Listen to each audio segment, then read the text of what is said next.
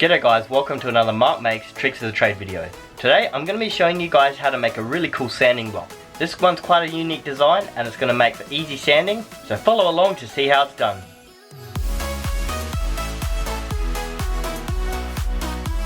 So what I've got here is just a piece of timber. This is from a pallet that I've taken apart.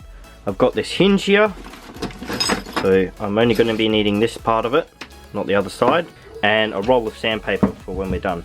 Now I've got this hinge which is for cupboards. They're designed to lock at 90 degrees like that. So they're spring loaded, and I'm going to be needing this section here and none of this bit here, so I'm just going to cut that off and slightly modify the end.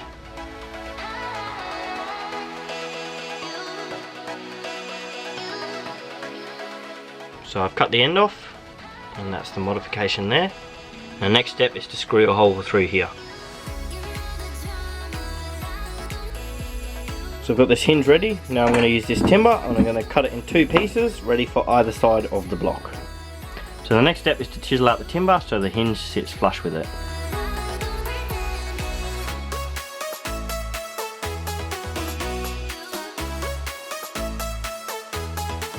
So that's going to sit in nicely there.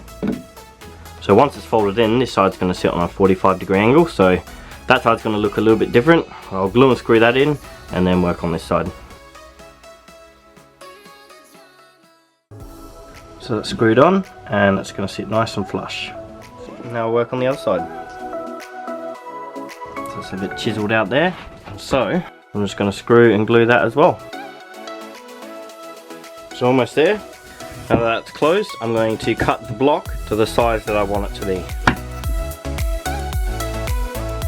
And there we have it. So that's cut to the right size now. So now it's time to cut two slits on 45 angles going here and here so we can wrap the sandpaper.